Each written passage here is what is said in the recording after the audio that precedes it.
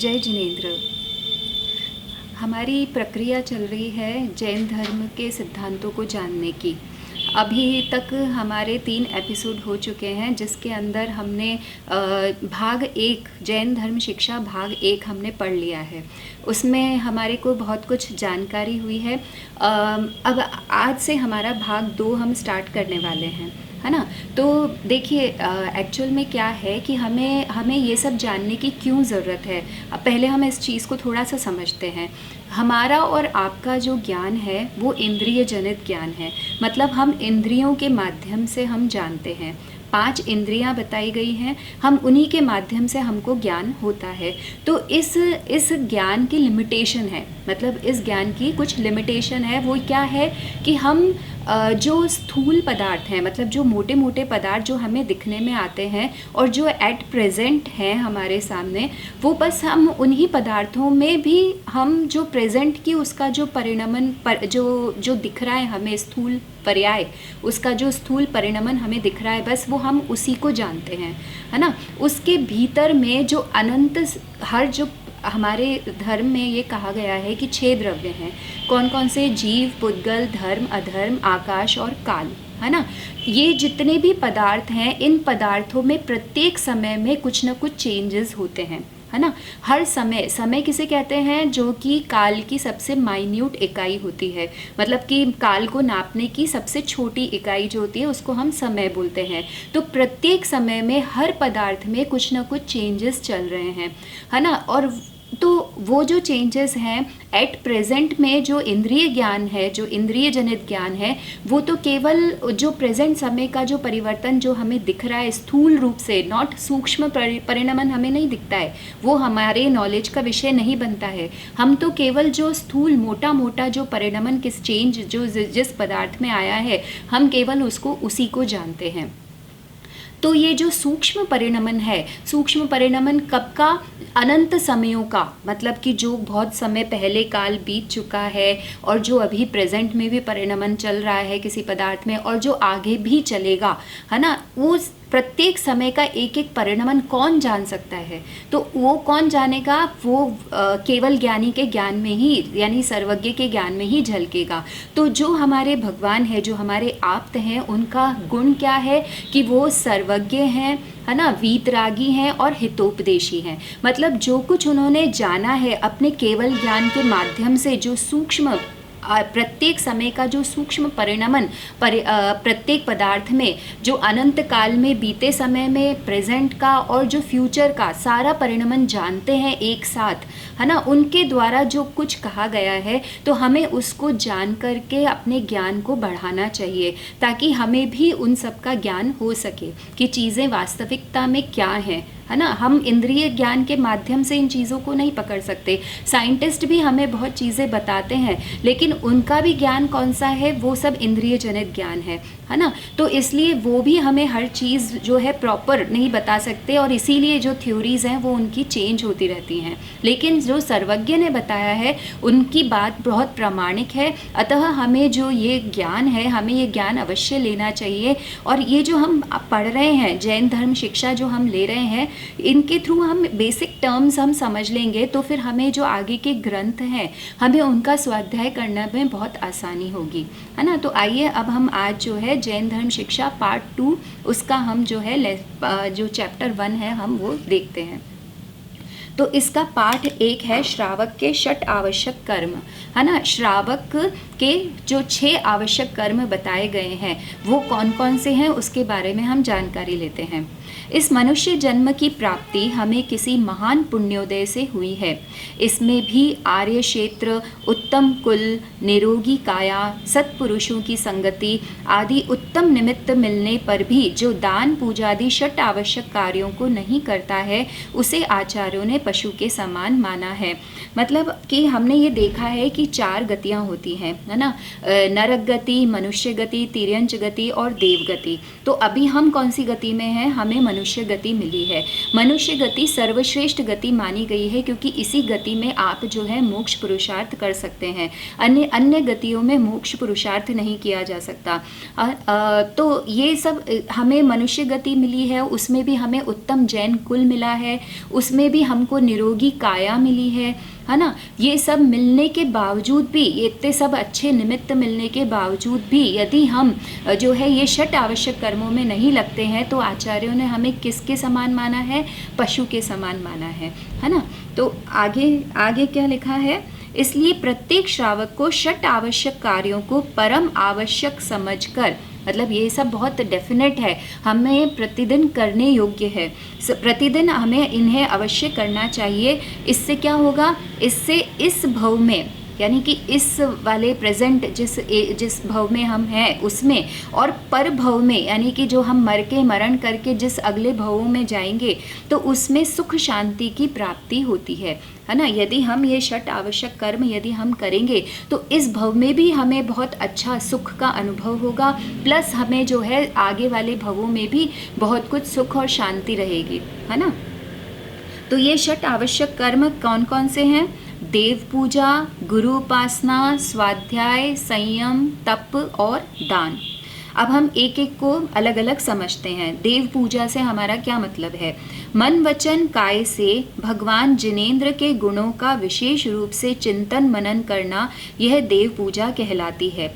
यानी कि मन से भी, वचन से भी और काय से भी स्थिर होकर के जो हम जिनेंद्र भगवान के गुणों का जो विशेष रूप से चिंतन मनन करते हैं वो क्या कहलाती है? वो देव पूजा कहलाती है। इसके लिए सर्वप्रथम छने हुए प्रासुक जल से स्नान करके शुद्ध धुले हुए धोती दुपट्टा पहनना चाहिए। श्री जी के अभिषेक व सामग्री धोने के लिए जल कुएं का ही हमें काम में लेना चाहिए। सर्वप्रथम जिनेंद्र भगवान का अभिषेक करके अष्ट द्रव्य का थाल सजाकर विनय पूर्वक सर्वप्रथम नमोकार मंत्र, स्वस्ति मंगल पाठ बोलकर अपनी इच्छा से देवशास्त्र गुरु आदि की पूजन, आह्वानन, स्थापना, सन्निधिकरण करते हुए क्रमशः जलादि अष्ट द्रव्यों के छंद पढ़कर द्रव्य चढ़ाते जाना चाहिए।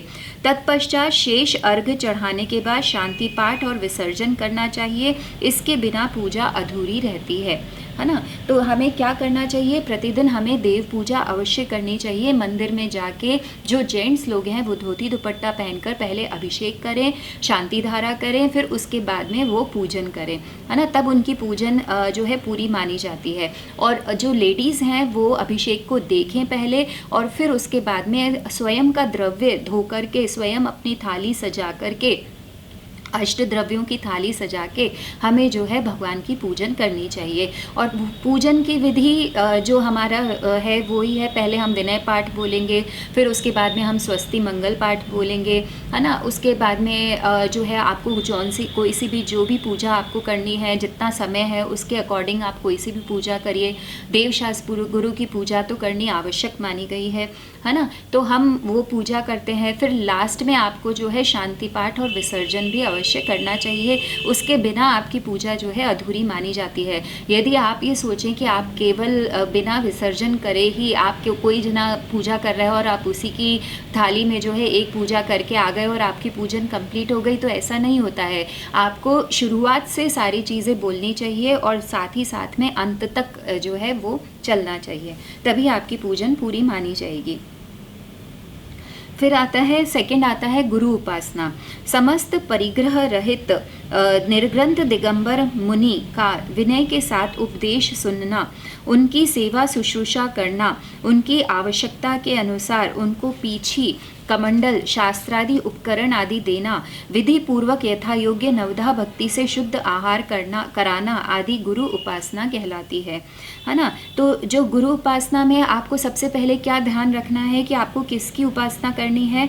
आपको समस्त परिग्रह से रहित जो वीतराग दिगंबर मुनि है ना, उनका जो है आप जब उपदेश सुनते हैं, आप उनकी सेवा शुश्रूषा करते हैं, है ना। उनके पैर आदि दबाना, या वो कभी विहार करके आए हैं तो आप उनकी जो है परिचर्या करें, कुछ उनका यदि घाव हो गए हैं तो उस पर मलहम पट्टी कुछ वैसे लगाएं।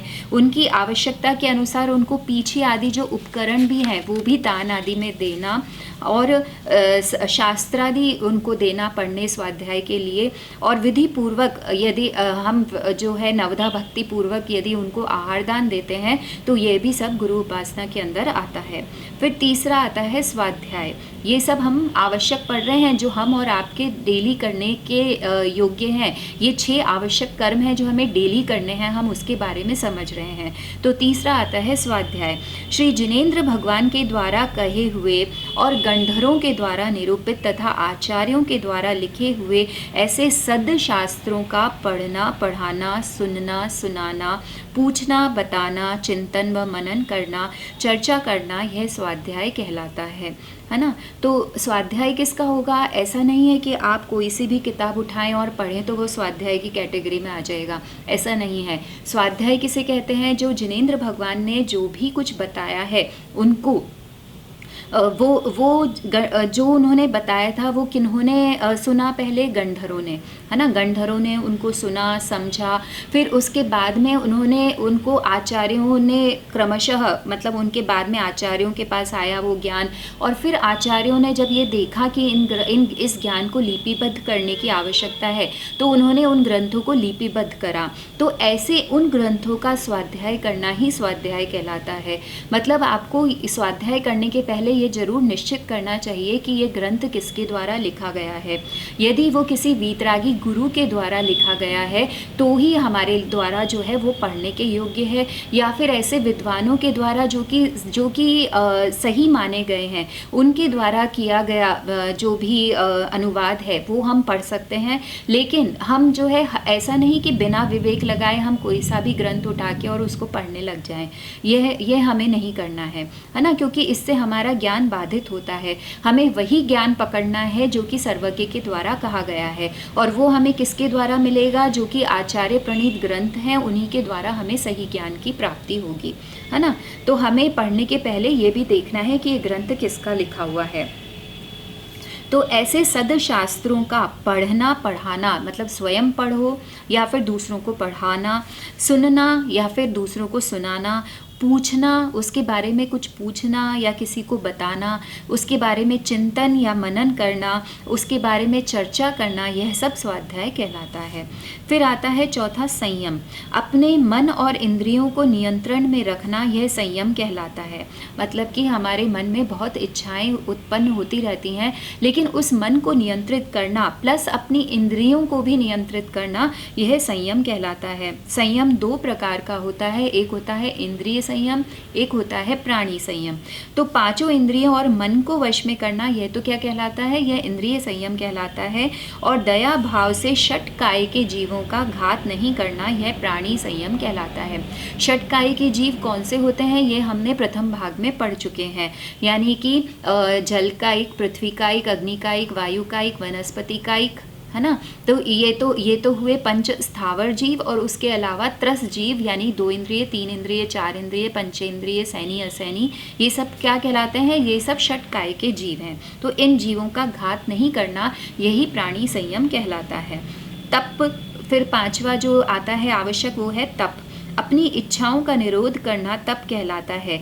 6 अंतरंग और 6 बहिरंग की अपेक्षा तप के 12 भेद होते हैं। तप कितने प्रकार का माना गया है? 12 प्रकार का। इनको अपनी शक्ति के अनुसार हमें नित्य करना चाहिए, है ना। तो अंतरंग तप भी 6 होते हैं और बहिरंग तप भी 6 होते हैं। अंतरंग तप किसी के देखने में नहीं आते हैं, लेकिन बहिरंग तप जो है वो बाहर में देखने में आते हैं। तो जो हम उपवास आदि करते हैं, जो हम अनशन, ऊनोदर, वृत्ति परिसंख्यान, रस परित्याग, विविक शय्यासन, काय क्लेश आदि जो हम करते हैं, ये सब बाह्य तप में आते हैं, है ना। तो उसके अलावा जो छठा आवश्यक जो बोला गया है वो है दान, है ना। दान। मुनि, आरिका, श्रावक और श्राविका को निज और पर के कल्याण के लिए 4 प्रकार का दान में अपने धन का त्याग करना, वह दान कहलाता है। दीन दुखियों को भी आवश्यकता अनुसार सहायता करना, यह करुणा दान कहलाता है। दान के 4 भेद होते हैं, आहार दान, औषधि दान, उपकरण दान और आवास दान, है ना। तो सर्वश्रेष्ठ दान तो कौन सा कहलाता है? जो हम मुनि, आरिका, श्रावक और श्राविकाओं को देते हैं। किसके लिए? इससे दान देने से क्या होता है? इससे निज का भी कल्याण होता है और पर का भी कल्याण होता है। तो 4 प्रकार के दान में अपने धन का त्याग करना, 4 प्रकार के दान कौन से हुए? या तो उनको आप आहार दान दें, औषधि दान दें, रोगी हैं तो उनकी परिचर्या करें, उपकरण दान भी दे सकते हैं, और आवास दान, है ना, आवास दान, उनके रहने का स्थान देना आदि, तो ये भी दान कहलाता है। तो इन 4 प्रकार के दान में अपने धन का त्याग करना जो है यह दान कहलाता है। और इसी प्रकार से यदि हम ये दान किसी दीन दुखियों के प्रति करते हैं, करुणा मतलब तिर्यंचों के प्रति भी कर दिखाते हैं, पशु पक्षियों को आप अनाज आदि डालते हैं, तो ये सब क्या कहलाएगा? ये सब करुणा दान के अंदर आता है ना। अच्छा, तो पहला, अब इसको भी हम और थोड़ा सा समझ लेते हैं। आहार दान किसे कहते हैं? खाद्य, स्वाद्य, लेय और पेय, ये 4 प्रकार का आहार भक्ति पूर्वक मुनिराज आदि को देना, ये आहार दान कहलाता है ना। औषधि दान, शारीरिक कष्ट को दूर करने के लिए अनुकूल औषधि देना, यह औषधि दान कहलाता है। उपकरण दान, साधु जनों को पीछी कमंडल, शास्त्र आदि प्रदान करना, यह उपकरण दान में आता है। और आवास दान, साधु जनों आदि को वसति का प्रदान करना, यह आवास दान कहलाता है।